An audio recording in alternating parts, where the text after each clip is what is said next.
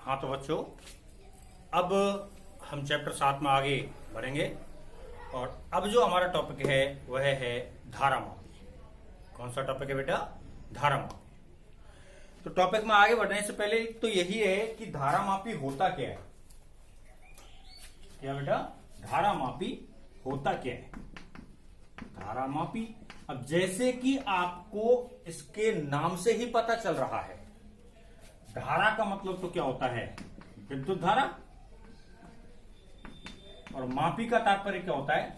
मापन करने वाला या मापन। ठीक है, तो धारामापी क्या हो गया? एक उपकरण हो गया। धारामापी क्या हो गया? एक उपकरण, और एक ऐसा उपकरण जिसकी सहायता से, एक ऐसा उपकरण जिसकी सहायता से किसका मापन किया जाता है? विद्युत धारा का। ऐसा उपकरण जिसकी सहायता से विद्युत धारा का मापन किया जाता है क्या कहलाएगा? धारामापी। ठीक है बेटा, तो डेफिनेशन, परिभाषा धारामापी तो सीधा सा है, मान लो कहीं पे पूछ लिया जाए धारामापी क्या होता है, क्योंकि 12वीं क्लास के जब प्रैक्टिकल्स होते हैं तो वाइवा में बिल्कुल आसान आसान से सवाल पूछे जाते हैं। उन आसान सवालों में एक सवाल ये हो सकता है, धारामापी क्या होता है बेटा? इसे एमीटर बोलते हैं। तो यह वह उपकरण जिसकी सहायता से धारा का मापन किया जाता है क्या कहलाएगा? धारामापी। अब इस जो धारामापी है बेटा, इसे दो भागों में तोड़ते हैं। धारामापी को कितने भागों में तोड़ा जाता है? दो भागों में। एक होता है चल कुंडली धारामापी और एक होता है चल चुंबक धारामापी। एक तो कौन सा होता है? चल कुंडली धारामापी, और एक कौन सा होता है बेटा?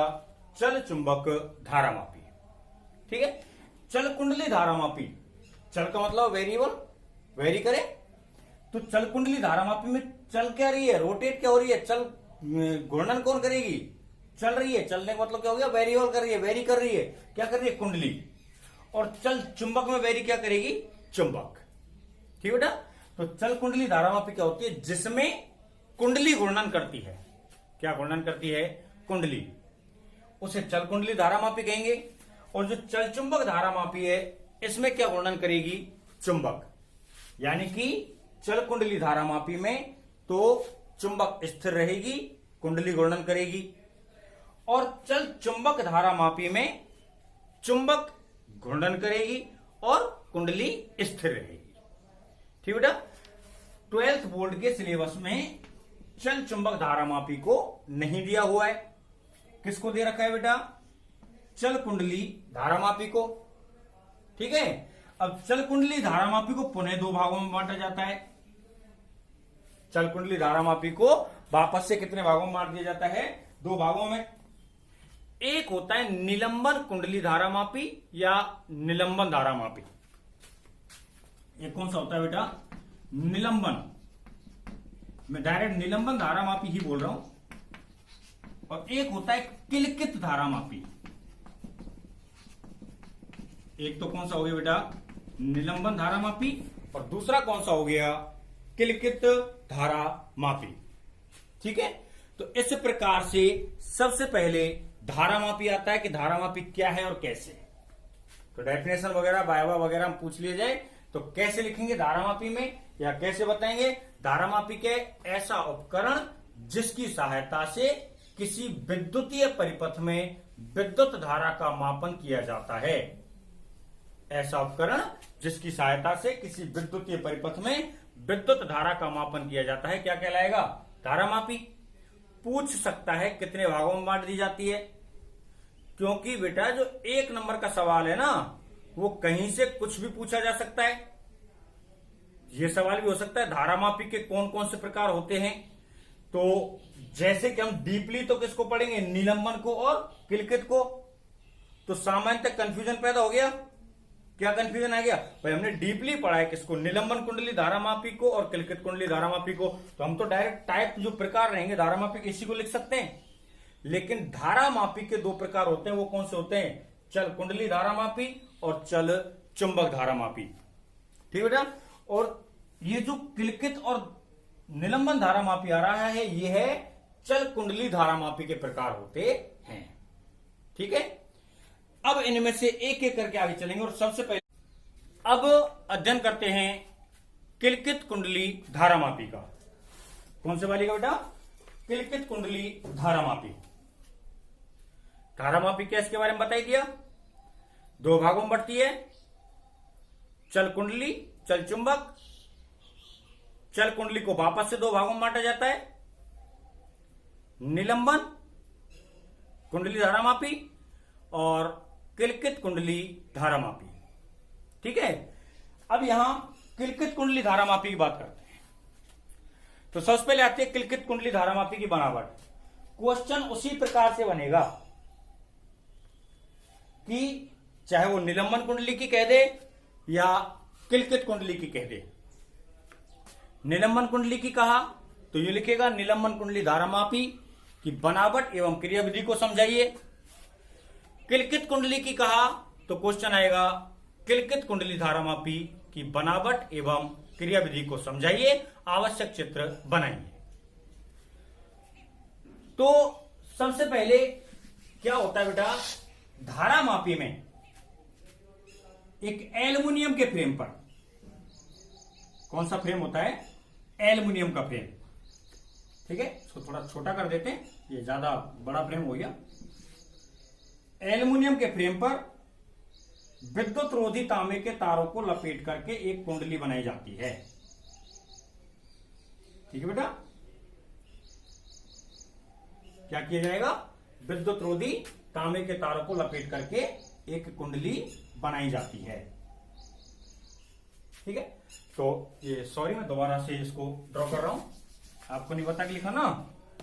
तो यह हमने एक एल्युमिनियम का फ्रेम ले लिया। ठीक है, ये फ्रेम हो गया एल्युमिनियम का, इसके ऊपर तारों को लपेट करके क्या बना देंगे? कुंडली। इस कुंडली के मध्य में, कुंडली के मध्य में एक नरम लोहे का क्रोड स्थित किया जाता है। तो ये क्या हो गया? बीच में नरम लोहे का क्रोड। ठीक है, कुंडली हो गई है, एल्युमिनियम के फ्रेम पर कुंडली, और बीच में क्या हो गया? नरम लोहे का क्रोड। नरम लोहे के क्रोड के दोनों सिरों को, नरम लोहे के क्रोड के दोनों सिरों को फास्फोरस कांसे के तार की सहायता से, किसकी सहायता से बेटा? फास्फोरस कांसे के तार की सहायता से। तो ये तार किसका हो गया? फास्फोरस कांसे का तार हो गया। ठीक है, मरोड़ी शीर्षों से संयोजित कर दिया जाता है या कीलकों से संयोजित कर दिया जाता है। मरोड़ी शीर्ष या कीलक कैसे होते हैं? जैसे यह अपने पास एक सतह हो गया, नीचे एक हमने शीर्ष को जोड़ लिया है। अब यदि बेरिंग टाइप में जैसे जोड़ते हैं ना भाई, इसमें अंदर तो बेरिंग सेट कर दिया और नीचे बेरिंग बीच में से आ गई ना, तो अपन ऐसे घुमा सकते हैं इसको, बीच वाले भाग को। ऊपर वाला घूमेगा क्या? नहीं घूमेगा। तो ये क्या बन गया? कीलक बन गया। क्या बन गया? कीलक। ऐसे कर सकते हैं, या ऐसा कह सकता हूं कि नीचे वाले को फिक्स कर दो और क्या रोटेट हो जाए? ऊपर वाला भाग। जैसे हाथ हो रहा है, नीचे वाला फिक्स है ना, ऊपर वाला भाग। तो ये क्या हो जाता है? कीलक। तो इसका संबंध किससे कर दिया जाता है? फास्फोरस कांसे के तार की सहायता से कीलकों से कर दिया जाता है। इस तार पर विपरीत क्रम में एक यदि आरएचएस पार्ट में रोटेट होती हुई हो तो दूसरी कैसी हो जाएगी? एलएचएस पार्ट में रोटेट होते हुए। ठीक है, एक को यदि आरएचएस ऐसे घुमाएंगे स्प्रिंग को, तो दूसरी स्प्रिंग कैसे घूमेगी? उल्टी। ठीक है, तो विपरीत क्रम में घूमते हुए मैं जैसे बना रहा हूं, एक तो ऐसे हो गई, तो दूसरी उल्टी घुमा दो ऐसे। ठीक है, एक दूसरे के साथ विपरीत क्रम में रोटेट होते हुए स्प्रिंग लगाते हैं और इन स्प्रिंगों का संबंध किससे कर दिया जाता है बेटा? एक का तो कर देंगे टर्मिनल T1 से और एक का कर देंगे किससे? टर्मिनल T2 से।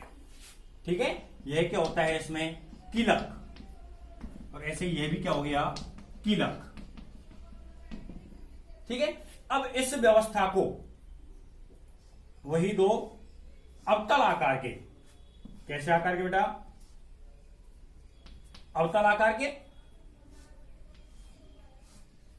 ये ले लिया। इस व्यवस्था को दो अवतल आकार के चुंबकीय ध्रुवों के मध्य रखा जाता है। यहां पर मान को नोट करने के लिए एक वृत्तीय पैमाना भी लगा होता है,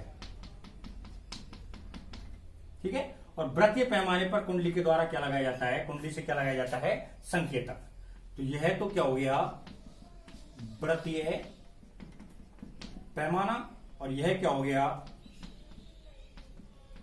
संकेतक, ठीक है। ये कौन सा तार होता है, फास्फोरस कांसे का तार। यह क्या है, चुंबकीय ध्रुव, और ये भी क्या है बेटा, चुंबकीय ध्रुव, ठीक है। ये क्या होती है, इधर लिख देते हैं, ये क्या है, एल्युमिनियम के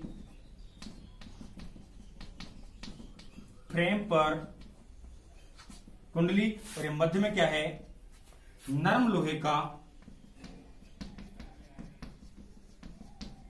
का क्या होता है, ये क्रोड, ठीक है। यह क्या होती है, इसकी बनावट। अब बनावट में लिखें कैसे, क्योंकि यही पॉइंट है बेटा, बनावट को लिखने का।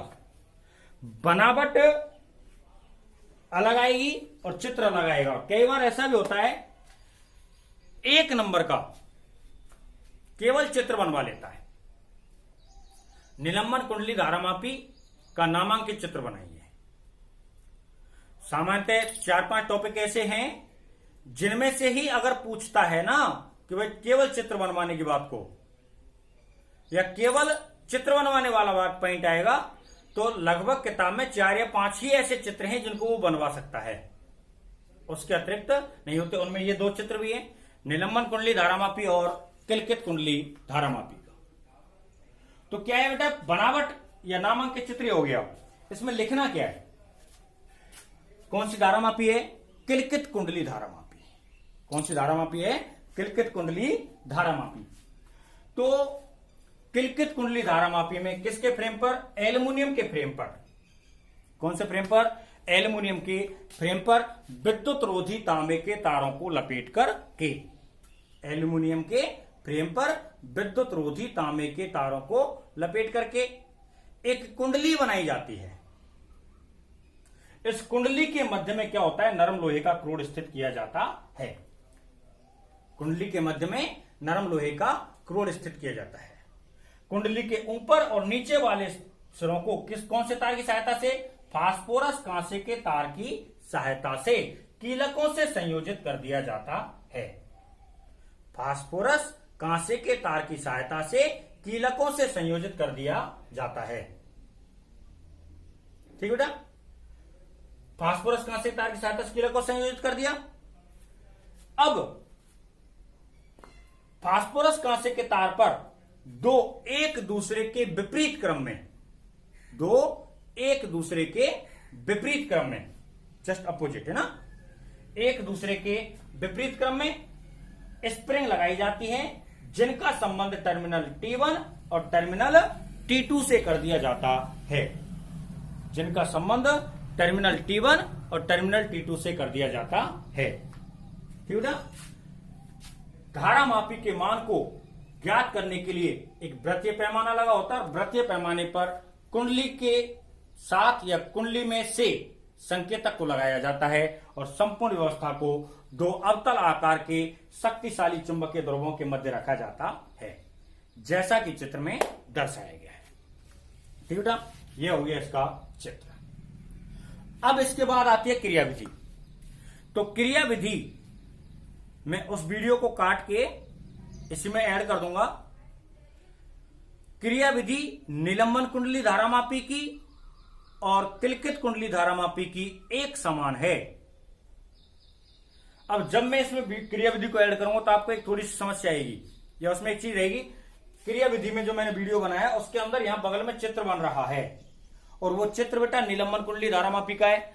तो पहले वाले जो वीडियो है, निलंबन कुंडली वाला जो वीडियो है, उसमें तो कंप्लीट आ जाएगी, लेकिन इस किलकित कुंडली वाले में जो बगल वाला चित्र है ना, उसको याद नहीं करेंगे। वह चित्र ये किलकित कुंडली वाला होगा, ठीक है। तो इस प्रकार से अपने पास धारा मापी होती हैं, दो भागों में बढ़ती हैं, इनको अपन याद करेंगे। इंपॉर्टेंट टॉपिक है, अच्छे टॉपिक है बेटा, ध्यान से पढ़ लेना। अब क्रिया विधि में एक बात और है। क्रिया विधि जैसे आपको अभी बताया कि धारा मापी दो भागों में हो गई, चल कुंडली धारा मापी और चल चुंबक धारा मापी। अपने सिलेबस में चल कुंडली धारा मापी है, इसे पुनः दो भागों में तोड़ दिया, निलंबन कुंडली धारा मापी और दूसरी होती है किलकित धारा मापी। तो बेटा एक बात मेरी ध्यान से सुन लो, क्रिया विधि निलंबन कुंडली धारा मापी की हो और चाहे किलकित कुंडली धारा मापी की हो, क्रिया विधि में किसी प्रकार का कोई परिवर्तन नहीं है। क्रिया विधि में किसी प्रकार का कोई परिवर्तन नहीं है। ठीक है, तो क्रिया विधि तो जैसे अभी आपने देखा वीडियो चेंज हो चुका है, मैं ऐड कर रहा हूं इसको। तो क्रिया विधि को जब एक्सप्लेन करेंगे तो क्या हो रहा है, देखो बेटा, जैसे अब इसमें आप इस चित्र से चल रहा हूं, टर्मिनल T1 से धारा प्रवाहित की, इधर से धारा आई, ऐसे यहां धारा जाएगी और ऐसे निकल जाएगी। टर्मिनल T1 से धारा प्रवाहित की और धारा कहां आ गई, क्रोड़ में और कुंडली में। धारा कहां आ गई, क्रोड़ में और कुंडली में। अब क्रोड़ और कुंडली धारा प्रवाह के कारण क्या कर देंगे, घूर्णन प्रारंभ कर देंगे, घूमना प्रारंभ कर देंगे। और घूमना प्रारंभ करेंगे और यहां पे क्या है, चुंबकीय क्षेत्र बना हुआ है, चुंबकीय ध्रुवों के द्वारा। चुंबकीय ध्रुवों के द्वारा क्या बना हुआ है, चुंबकीय क्षेत्र। तो चुंबकीय क्षेत्र जब यहां बना हुआ है चुंबकीय ध्रुवों के द्वारा, बार बार ध्रुवता भी बदलती रहेगी। ठीक है, तो क्या कर रहा हूं, टर्मिनल T1 से धारा एक कुंडली घूमने लगी, घूमने के कारण यहां भी ऐंठन उत्पन्न हुई। जैसे स्प्रिंग को घुमाएंगे ना अपन, कुंडली घूमने लगी, जैसे अपने पास यहां पर थी और ये घूम करके इस जगह पे पहुंचा, इसका संकेतक जैसे मीटर होता है। अब वो घूम करके यहां पे पहुंचा तो स्प्रिंग जो उसमें नीचे लगी हुई है वो भी घूमेगी साथ में। भाई अपन इस कुंडली को घुमाते, जैसे मैं इसको कुंडली मान के चल रहा हूं और नीचे स्प्रिंग लगी हुई है। ठीक है, ये तो ऊपर से तो आपको बताया कैसा शीर्ष है, ऊपर तो मरोड़ी शीर्ष है ना, और मरोड़ी शीर्ष में आपको बताया था मरोड़ी शीर्ष कैसा होता है, इस प्रकार से कि ये नीचे ऊपर घूम सकता है, नीचे वाला भाग, ऊपर वाला फिक्स है, या फिर नीचे वाला फिक्स है, ऊपर वाला घूम सकता है। तो अब यह कुंडली हो गई, ऊपर वाला तो मरोड़ी शीर्ष से जुड़ा हुआ, ऊपर वाला तो घूमे कोई दिक्कत नहीं, लेकिन नीचे वाला तो कैसा है, फिक्स है। जो ये स्प्रिंग वाला सिरा है ये तो फिक्स जुड़ा हुआ है ना, जब ये कुंडली ऐसे घूमेगी तो नीचे वाला हाथ भी तो घूम रहा है। हाथ घूम रहा है या नहीं घूम रहा है, घूम रहा है ना भाई, नीचे वाला सिरा भी घूम रहा है, तो नीचे वाला सिरा भी यहां पर घूम जाता है। तो अब यहां पर करते हैं, जब टर्मिनल T1 से धारा प्रवाहित की जाती है तो कुंडली घूर्णन प्रारंभ कर देती है। क्या प्रारंभ कर देती है, कुंडली घूर्णन प्रारंभ कर देती है। यदि कुंडली में प्रवाहित धारा का मान I, मैं इधर लिख देता हूं, प्रवाहित धारा का मान कितना है बेटा, I। ठीक है, कुंडली में फेरों की संख्या N, कुंडली का क्षेत्रफल A और उत्पन्न चुंबकीय क्षेत्र B हो तो फेरों की संख्या N, प्रवाहित धारा I, कुंडली का क्षेत्रफल A और चुंबकीय क्षेत्र कितना हो, B हो तो जब कुंडली घूमेगी तो यहां पर क्या उत्पन्न हो जाएगा, बल आघूर्ण। क्या उत्पन्न हो जाएगा, बल आघूर्ण। तो उत्पन्न बल आघूर्ण का मान, उत्पन्न बल आघूर्ण का मान, तो क्रिया विधि में यहां लिख रहा हूं मैं, बनावट आपको बताई दिया है। ठीक है, क्रिया विधि, उत्पन्न बल आघूर्ण। अभी हमने देखा पहले वाले वीडियो में आयताकार कुंडली के कारण उत्पन्न बल आघूर्ण, तो बराबर क्या आता है, NIAB sine theta, NIAB sine theta. तो यहां उत्पन्न बल आघूर्ण क्या हो जाएगा, टॉय बराबर NIAB sine theta. Equation number क्या कह देते हैं, 1, NIAB साइन थीटा, और इक्वेशन नंबर क्या कह देते हैं इसको, 1। ठीक है बेटा, अब दूसरा पॉइंट, जैसे ही ये कुंडली घूमेगी, जैसे ही कुंडली क्या करेगी, घूमेगी, तो कुंडली के घूमते ही स्प्रिंग में भी ऐंठन उत्पन्न होगी।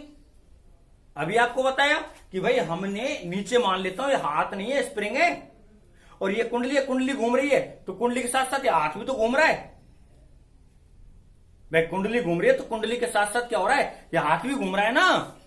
तो हाथ में क्या हुआ, देखो ऐसे था, ऐसे ऐसे ऐसे ऐसे ऐसे ऐंठ गया, नहीं तो ऐंठन उत्पन्न हो गई। तो यहां कोई ना कोई विशेष कोण पर ये घूमेगा, उस कोण को ऐंठन कोण कहते हैं। कौन सा कोण कहते हैं, ऐंठन कोण कहते हैं। ठीक है, तो स्प्रिंग में क्या उत्पन्न हो जाती है, ऐंठन उत्पन्न हो जाएगी। कुंडली के घूमने के कारण स्प्रिंग में क्या उत्पन्न हो जाती है, ऐंठन उत्पन्न हो जाती है। हो जाएगी कि नहीं हो जाएगी भाई, कुंडली घूमेगी, स्प्रिंग में ऐंठन आ जाएगी, स्प्रिंग में ऐंठन आ जाती है, जिसके कारण भी एक बल आघूर्ण उत्पन्न होता है, जिसके कारण भी एक बल आघूर्ण उत्पन्न होता है।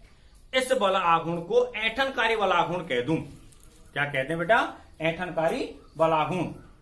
यदि यह बल आघूर्ण ऐंठनकारी बल आघूर्ण हो तो ऐंठनकारी बल आघूर्ण का मान स्प्रिंग में उत्पन्न ऐंठन कोण के समानुपाती होता है। ऐंठनकारी बल आघूर्ण का मान स्प्रिंग में उत्पन्न ऐंठन कोण के समानुपाती होता है। अर्थात यहां पे ये भाषा लिखनी पड़ेगी, ऐंठनकारी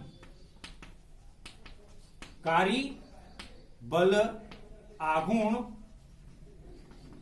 समानुपाती ऐंठन कोण। ऐंठनकारी बल आघूर्ण को मैं टॉय 1 लिख दूं, ऊपर वाला टॉय है, इसको क्या लिख दें, टॉय 1। तो ये समानुपाती क्या मान लेते हैं, जो ऐंठन कोण है उसको 5। ठीक बेटा, तो टॉय 1 बराबर इसको लिख देते हैं C5। टॉय 1 बराबर क्या लिख देते हैं, C5। ठीक है, तो यहां जो ये C लिखा गया है, क्या लिखा गया है, C, इसे ऐंठन नियतांक कहते हैं, ऐंठन गुणांक कहते हैं। क्या कहते हैं बेटा, ऐंठन नियतांक या ऐंठन गुणांक। और वैसे जो कुंडली के घूर्णन के कारण बल आघूर्ण आ रहा है ना, इसे टॉय डिफ्लेक्शन से किताब में लिखा गया है। किससे लिखा गया बेटा, टॉय डिफ्लेक्शन। तो टॉय इसको मैं DEF लिख दूं। ठीक है, और ये जो बल आघूर्ण आ रहा है ये घूर्णन के कारण आ रहा है, तो इसे टॉय रोटेशनल बोला गया, तो इसको क्या बोलेंगे, R। ठीक है, तो ये क्या हो गया, दूसरा बल आघूर्ण आ गया जो किस में आ रहा है, स्प्रिंग में। और ये टॉय डिफ्लेक्शन कौन सा आ रहा है, जो किस में आ रहा है, कुंडली के घूर्णन में। ठीक है, इसको इक्वेशन नंबर क्या कह देते हैं, 2। तो संतुलन की अवस्था में, कौन सी अवस्था में बेटा, संतुलन की अवस्था में। अब संतुलन की अवस्था में क्या बेटा, कुंडली जितना घूमेगी उतना ही तो स्प्रिंग घूमेगी। भाई स्प्रिंग तो कुंडली के नीचे लगी हुई है, तो जितना कुंडली घूमेगी उतना ही क्या घूमेगी, स्प्रिंग घूमेगी, नहीं है क्या। तो इसका तात्पर्य क्या हो गया, दोनों बल आघूर्ण एक दूसरे के कैसे हो जाएंगे, समान हो जाएंगे। तो यानी मैं यहां लिख सकता हूं toy deflection equal to toy rotational R। ठीक है, इक्वेशन नंबर 1 से, समीकरण नंबर किस से बेटा, 1 व 2 से। 1 व 2 से क्या हो गया, ये NIAB साइन थीटा का मान कितने के बराबर आ रहा है बेटा, C5 के। NIAB साइन थीटा का मान क्या हो गया, C5 के। अब देखो जो चुंबकीय क्षेत्र लिया गया है वो किस प्रकार से लिया गया है, अवतल आकार का, इस प्रकार से, यानी कि वृत्तीय पथ बन गया अवतल से। अवतल से कैसा पथ बनता है, वृत्तीय पथ। और वृत्त में यदि किसी को घुमाया जाए वस्तु को केंद्र के द्वारा, तो कोण कितने डिग्री का बनेगा, 90 डिग्री का। ठीक है, तो इसको आगे हालांकि त्रिज्य क्षेत्र वाला जो टॉपिक रहेगा उसमें ये चीज आएगी। इसको मैं सीधा लिख देता हूं, यदि क्षेत्रफल और चुंबकीय क्षेत्र लंबवत हो तो, यदि चुंबकीय क्षेत्र और कुंडली का क्षेत्रफल लंबवत हो तो, इसको साफ कर देता हूं यहां से, कैसे हो बेटा, लंबवत हो। लंबवत हो तो इस अवस्था में क्या हो जाएगा, थीटा बराबर कितना हो गया, 90 डिग्री। और जो साइन थीटा है वो क्या हो जाएगा, साइन 90, और साइन 90 को क्या लिख देंगे, 1। ठीक बेटा, ये माना गया। अब देखो इसमें से क्या हो गया, इधर ही लिख देता हूं या इधर कर देते हैं, पूरा आ जाएगा, NIAB क्योंकि साइन थीटा के ऊपर क्या लिख दिया गया, एक बराबर क्या हो जाएगा, C5। NIAB बराबर क्या हो गया, C5। अब देखो क्या हुआ, मुझे क्या करना है, कुंडली है, धारामापी है, धारामापी क्या करेगी, धारा का मापन, तो धारा का मान निकालना है। तो I बराबर क्या हो गया, I बराबर हो गया C5 बटे NAB। क्या हो गया बेटा, C5 बटे NAB। और इसमें देखो ये C स्वयं कह रहा हूं ऐंठन गुणांक है, N फेरों की संख्या निश्चित होती है, A क्या है, कुंडली का क्षेत्रफल ये भी निश्चित है, B क्या है, चुंबकीय क्षेत्र ये भी निश्चित है। तो ये पूरी राशि कैसी हो गई, अचर राशि। कैसी राशि हो गई, अचर राशि। तो इसको लिख दिया जाता है I बराबर K5। I बराबर क्या लिख दिया जाएगा, K5। और K क्या हो गया, एक नियतांक की भांति कार्य करेगा। किसके भांति कार्य करेगा, नियतांक की भांति। तो इसे यूं लिख सकते हैं, या I समानुपाती क्या लिख सकते हैं, 5। ठीक बेटा, जहां जो ये K लिखा गया है, K किसके स्थान पर लिखा गया बेटा, C बटे NAB के स्थान पर। किसके स्थान पर लिखा गया है, C बटे NAB। और इसे बोलते हैं परिवर्तन गुणांक। इसे क्या बोलते हैं, परिवर्तन गुणांक। ठीक बेटा, तो यह होती है धारामापी की क्रियाविधि। यह क्या होती है, धारामापी की क्रियाविधि। अब एक बार पुनः दोबारा से सुन लो कि क्रियाविधि में क्या करना है। बनावट तो अपन जिस किसी धारामापी के बारे में पूछेगा उसी की लिखेंगे। क्रियाविधि दोनों प्रकार की धारामापी में एक समान है। क्रियाविधि दोनों प्रकार की धारामापी में कैसी है, एक समान। ठीक बेटा, तो देखो इसमें क्या लिखना है, सर्वप्रथम टर्मिनल T1 से धारा प्रवाहित की जाती है, या जब टर्मिनल T1 से धारा प्रवाहित की जाती है तो कुंडली घूमना प्रारंभ कर देती है या घूर्णन प्रारंभ कर देती है। जब क्या करते हैं, जब हम